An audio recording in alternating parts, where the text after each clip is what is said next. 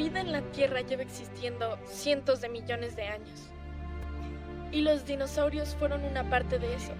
Y nosotros todavía menos que ellos. Nos ponen en perspectiva.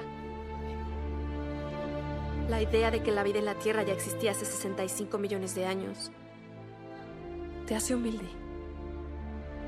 Creemos que estamos solos aquí, pero no. Somos parte de un sistema frágil formado por todos los seres vivos. Si queremos sobrevivir, todos tenemos que confiar, depender unos de otros, coexistir.